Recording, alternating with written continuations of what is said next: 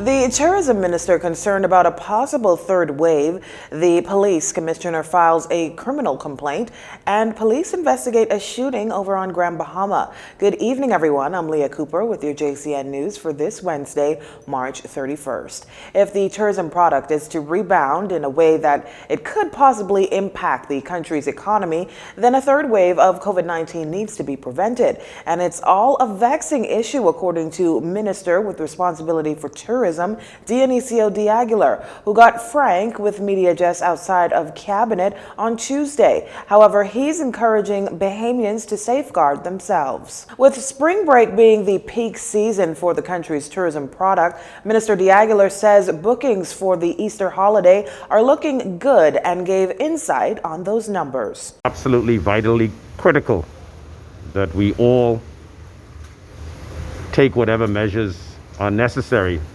to ensure that we don't have this third wave.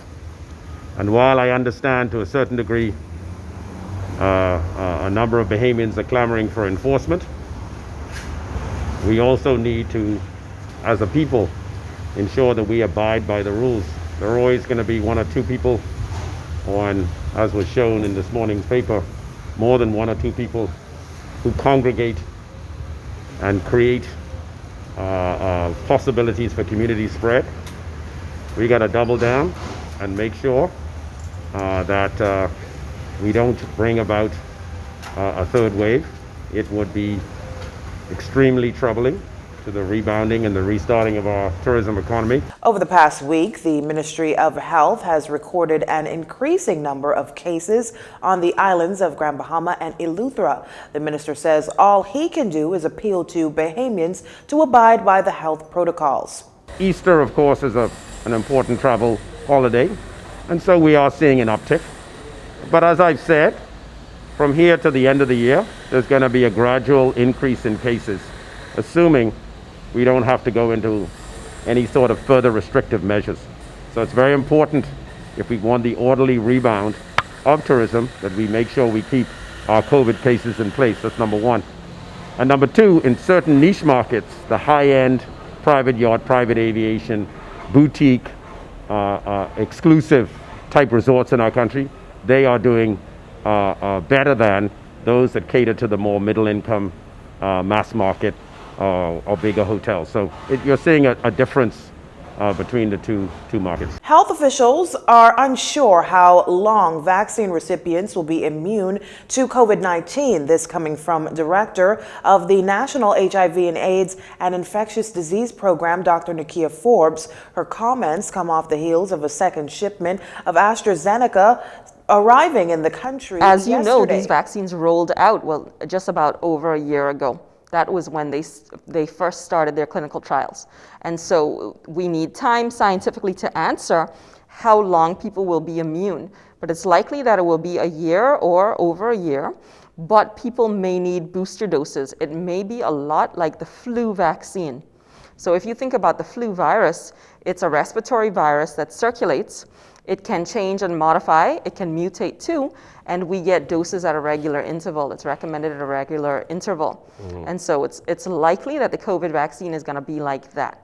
Recent data provided by AstraZeneca indicates that the vaccine is 76% effective at preventing symptomatic illness. Now, all vaccines aren't guaranteed 100% effectiveness or immunity to COVID-19, but they do prevent severe illness. Asked how much longer she believes the pandemic will last following the administration of the vaccine in country, Dr. Forbes says this. It's not going away. We hope that it will be better, but this is going to be what we call an endemic circulating virus. It's going to be going around. It could flare up from time to time. The great thing is we have ways of preventing it. We know how to prevent it now. Yes, there's the public health messages and those recommendations, and there's also vaccinations. COVID-19 is a virus we can vaccinate against. And all of these vaccines that are in use right now are very effective and safe to prevent COVID-19, serious COVID-19, severe COVID-19. Asked to respond to those skeptical of taking the vaccine, she says this. When you think about what you can do to prevent this, you have to look at the prevention measures. And vaccines are a prevention measure. They're always about a benefit versus the risk. And so what does the science say? The science says that some people will have mild to moderate side effects. A sore arm, fever, chills, maybe headache, tiredness. And I think one way to look at it is that worth it? Are those mild side effects that you might get worth it to protect yourself from a virus where you don't know if you're going to end up in ICU or dead? Dr. Forbes was a guest on JCN's Jones & Company talk show with host Wendell Jones. Abaco's water storage tank leaks and distribution issues will soon be no more. A new tank is presently being constructed in Marsh Harbor that will replace the old leaky hurricane-damaged tank and triple its water capacity. Executive Chairman of the Water and Sewage Corporation, Adrian Gibson, says supply and storage issues will be reduced to a bare minimum with the construction of the new tank that has a 1.5 gallon capacity. The chairman led a delegation on a stopover visit to Abaco on Monday to assess water operations on the Northern Island. He was joined by Elwood Donaldson, General Manager, and Cyprian Gibson, Assistant General Manager for the Family Island Division, and Donald Roll, the Administrator for South Abaco. Mr. Gibson says the new tank should be constructed within the next 4 to 8 weeks so that the corporation is able to switch over and more efficiently supply water for the people of Abaco, helping them return to a sense of normalcy. In the wake of Hurricane Dorian, residents on Abaco have relied on natural wells and a temporary reverse osmosis water plant for access to potable water. A formal complaint has been filed with the Criminal Investigations Department by Commissioner of Police Paul Roll that's following a video circulating on social media making spurious allegations against him. In a statement, the top cop says he's aware of the video, which attacks his reputation seriously. At police headquarters, reporters asked Commissioner Roll if he was willing to make a statement on those allegations. In response, Commissioner Roll says this. CID is investigating it. I have nothing to deny. If he made an allegation, then he should bring his facts. And in the absence of that, I think we have to be respectful.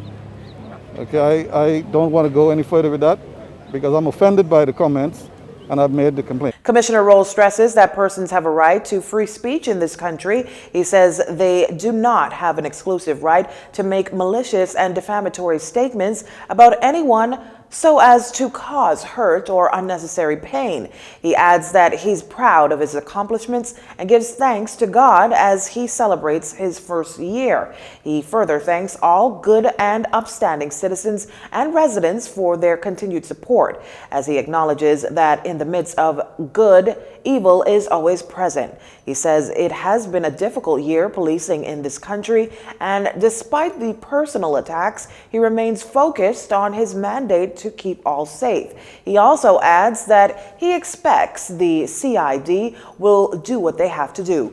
You're watching JCN News. Stay with us.